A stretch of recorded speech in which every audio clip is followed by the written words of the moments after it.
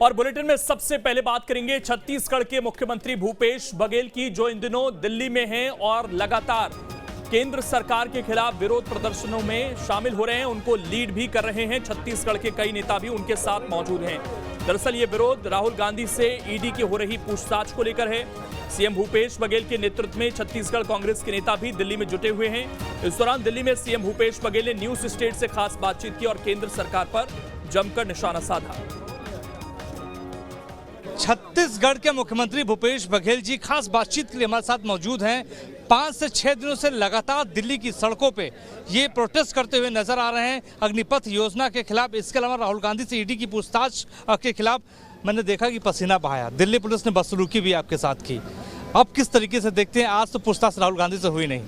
देखिए, 5 दिन तक के यहाँ AICC में इन्होंने एक प्रकार से सील करके रखा था। इतने आदमी जा सकते हैं, इतने नेता जा सकते हैं। ऑफिस बेरर को रोका गया, स्टाफ को रोका गया, विधायक और मंत्री सांसदों को रोका गया और जो आए उसके साथ लाठीचार्ज किया गया।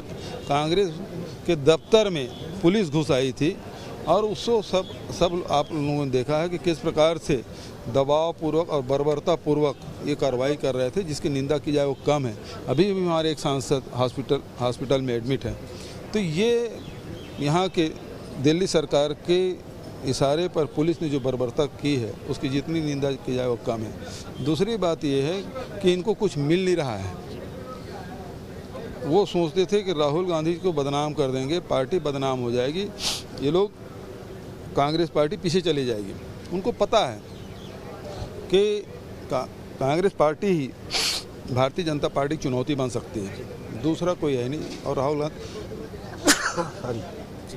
राहुल गांधी जी लगातार भारतीय जनता पार्टी की सरकार के खिलाफ में बोलते रहे हैं, चाहे किसानों के मामले हों, चाहे नौजवानों के मामले हों, बेरोजगारों के मामले में हो, चाहे महंगाई के मामले में हो, चाहे देश के उद्योग व्यापार के संदर्भ में हो, सब के बारे में राहुल जी बोलते रहे। तो उनको उनके आँख की किरकिरी बन गई थी और उसको दबाना चाहते थे, लेकिन वो दबने वाले इंसानों में नहीं है। जितना दबाएंगे उतना उभर के सामने आएंगे। और अभी आपने देखा किस प्रकार से वो जैसे ईडी की पूछताछ समाप्त हुई, AICC आए और उन्होंने ऐलान किया कि नौजवानों के हक की लड़ाई लड़ी जाएगी। ईडी का मामला तो बहुत छोटा है और नौजवानों के और सीमा की सुरक्षा हमारे लिए महत्वपूर्ण है और इसमें कोई समझौता नहीं किया जा सकता। जिस प्रकार से भूमि अधिग्रहण बिल उनको वापस लेना पड़ा, 3 काले कानून उनको वापस लेना पड़ा, उसी प्रकार से ये भी जो अग्निपथ योजना लेकर आए हैं उसे भी वापस लेना पड़ा। समझना चाह रहा हूँ, कंधे से कंधा मिलाकर मैंने आपको देखा है, क्योंकि ऐसी सूरत किसी सीएम की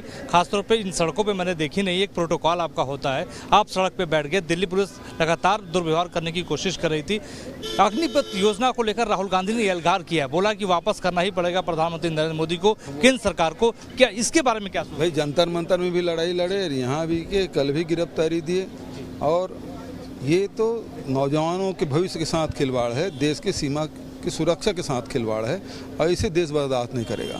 सोनिया जी को भी जाना था, लेकिन स्वास्थ्य कारणों की वजह से जा नहीं पा रही हैं। ईडी के निशाने पे, केंद्र सरकार के निशाने पर राहुल जी भी हैं, सोनिया जी भी हैं। खासतौर पर अगर पूरे परिवार के बारे में बात करें तो ऑपरेशन भी उनका हुआ। कांग्रेस के लोग हैं, सेंट्रल एजेंसी। अब देखिए राजस्थान में किस प्रकार से गहलोत जी के भाई के साथ CBI का छापा पड़ा है और अगला निशाना छत्तीसगढ़ भी है।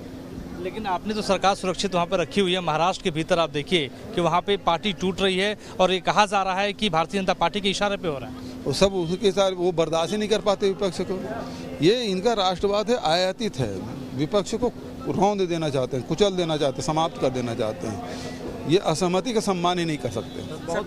बातचीत करने के लिए भूपेश बघेल से खास बातचीत कर रहे थे वीडियो जर्नलिस्ट जयराम यादव के साथ मोहित राज दुबे। तो ये गंभीर आरोप भूपेश बघेल की तरफ से लगाए गए हैं कि फोन टैपिंग की जाती है केंद्र सरकार की तरफ से और नंबर छत्तीसगढ़ का भी आ सकता है। कोशिशें की गई हैं। साथ ही इस पर अब छत्तीसगढ़ की राजनीति कैसे गर्मा गई है इस आरोप के बाद, इस रिपोर्ट में आप देखिए।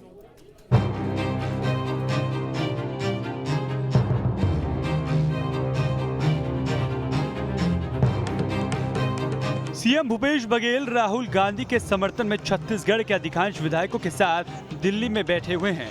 इस दौरान सीएम भूपेश बघेल ने कहा कि केंद्र की बीजेपी सरकार चुनी हुई सरकार को अस्थिर करने का काम कर रही है। मध्य प्रदेश, राजस्थान के बाद अब केंद्र सरकार महाराष्ट्र के पीछे लग गई है। मुख्यमंत्री ने कहा, अब हमें ये भी पता लगा है कि छत्तीसगढ़ के कांग्रेस के नेताओं का इलीगल तरीके से फोन भी टैप कराया जा रहा है। अब शायद अगली बारी छत्तीसगढ़ सरकार को अस्थिर करने की है। चुनी हुई सरकार को किस प्रकार से मध्य प्रदेश में उन्होंने किया, राजस्थान में किया, कर्नाटक में किया, नॉर्थ ईस्ट में किया, अब वो झारखंड में हाथ आजमाए, अब महाराष्ट्र में महाराष्ट्र में लगातार पीछे पड़े हुए हैं। राहुल जी के साथ देने के कारण से अशोक गहलोत जी जो राजस्थान के मुख्यमंत्री है, उसके भाई के घर सीबीआई के छापा पड़ा है और अभी मुझे जानकारी मिली है कि छत्तीसगढ़ में भी इलीगल फोन टैपिंग किया जा रहा है। अब अगली बारी छत्तीसगढ़ की है। भूपेश बघेल की फोन टैपिंग वाले बयान पर रमन सिंह ने पलटवार किया है। पूर्व मुख्यमंत्री का कहना है कि सोनिया और राहुल गांधी से ईडी की पूछताछ चल रही है, इसलिए मुख्यमंत्री इस तरह की बयानबाजी कर रहे हैं। छत्तीसगढ़ सरकार के नेताओं को फोन टैपिंग करने का कोई कारण ही नहीं है। ये शंका में ये इस प्रकार के बयान दे रहे हैं। मूल विषय यही है कि ईडी पूछताछ कर रहा है, इनको तकलीफ हो रही है। राहुल गांधी या सोनिया गांधी को ईडी पूछता है तो ये तो स्पष्ट रूप से मामला सामने आ चुका है और न्यायालय में भी ये मामला जा चुकी है।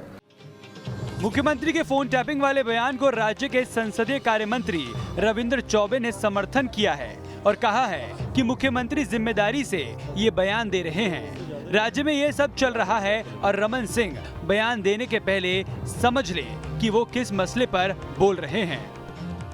छत्तीसगढ़ में तो आज से नहीं, पेगासस का जब डिक्लेरेशन हुआ था तब से कहा जा रहा है कि छत्तीसगढ़ में राजनेताओं की फ़ोन की टैपिंग होती है और उसके अंश अभी भी मौजूद हैं। आदरणीय मुख्यमंत्री जी अगर बयान दे रहे हैं तो समझ लीजिए जिम्मेदारी से इस बात को कह रहे हैं कि छत्तीसगढ़ में ये सब कुछ हो रहा है। भारतीय जनता पार्टी का कहना है कि ईडी की पूछताछ की वजह से इस तरीके की बयानबाजी करके मुख्यमंत्री माहौल बना रहे हैं। वहीं दूसरी तरफ कांग्रेस के मंत्री इस मुद्दे पर समर्थन करते नजर आ रहे हैं। लेकिन सवाल यह है कि फोन टैपिंग को लेकर लगाए जा रहे आरोपों में कितनी सच्चाई है या ईडी की पूछताछ की वजह से सियासी बयानबाजी है, ये तो वक्त ही बताएगा। रायपुर से अंकुश शर्मा के साथ टीम न्यूज़ स्टेट।